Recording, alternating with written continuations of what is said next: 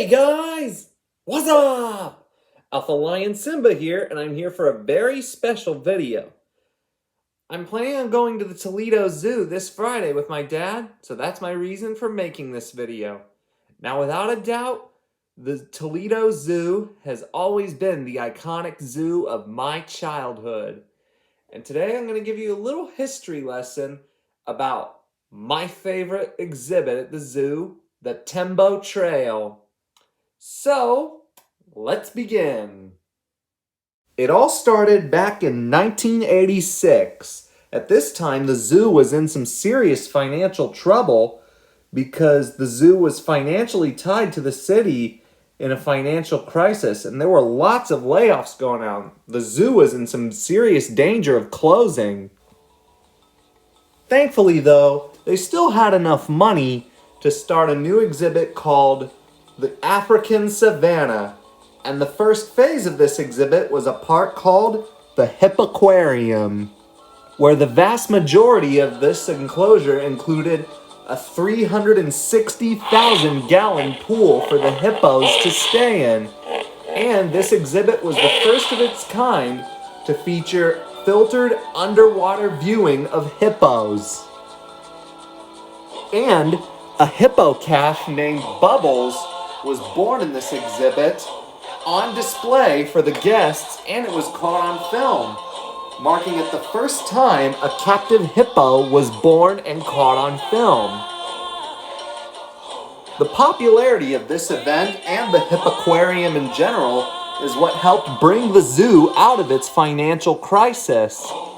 And the rest of the exhibit was designed to mimic the animal's natural habitat, and as a result, many animals were moved out of the old lion house and elephant house to match the African savanna feeling.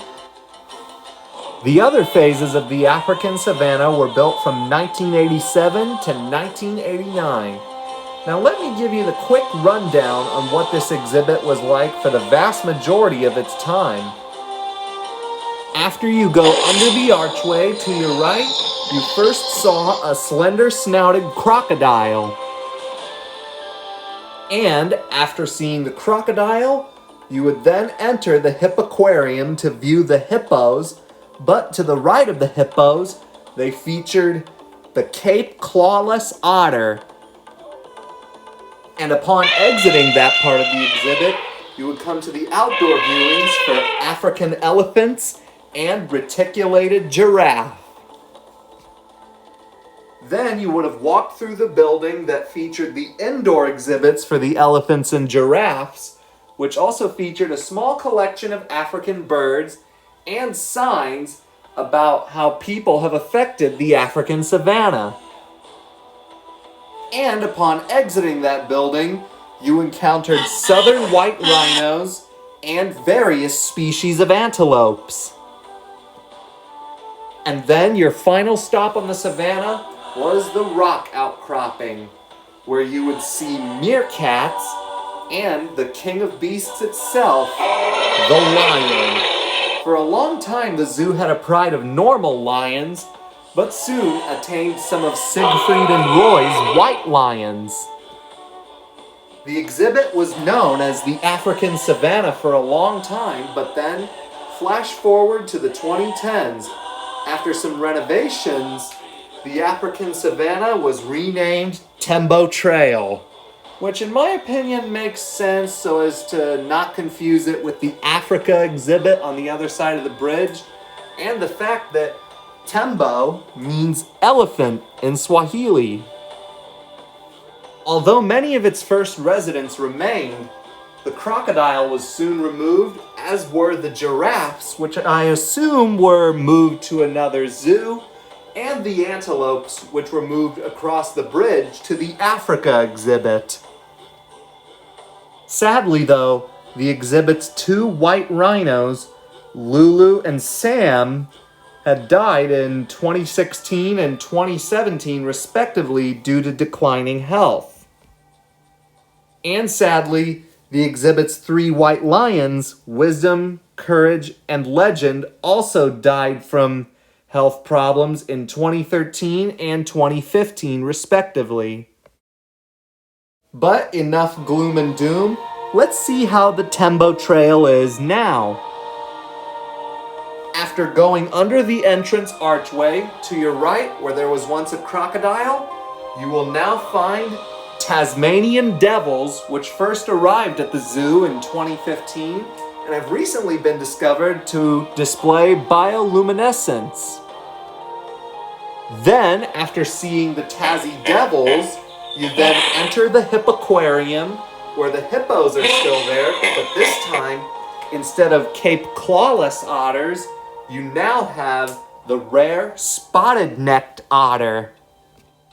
Then you come upon the Tembo Trail's main attraction, the renovated elephant exhibit. The expansions were made where there was once the children's zoo, but there are other major modifications too, such as increased enrichment areas, bathing pools, and holes in the wall where the elephants can stick their trunks inside to pick for food. And after passing both yards of the outdoor viewing of the elephants, you enter the building that offers you the indoor viewing of the elephants, along with some neighbors who are not so popular amongst zoo goers, especially when compared to the elephants, the naked mole rat. Upon exiting the elephant building, you come across the part of the exhibit where the white rhinos used to live, and you will now find a male Indian rhino named Ashish, which the zoo had obtained from the wilds. Then you see species from Central Asia, such as the wild yak and the Bactrian camel. Then at the very end of the trail, the meerkats are still there, but where there were once lions, you will now find 3 brown bears, 2 female grizzlies named Montana and Cody, and a male Kodiak bear named Dodge. They all 3 arrived at the zoo for the same reason. Their mothers were killed after attacking a hiker. And that, my friends, is how the Tembo Trail exhibit came to be. Thanks for watching this video. I hope you liked it. If you liked the video, give it a thumbs up. Don't forget to subscribe if you haven't already.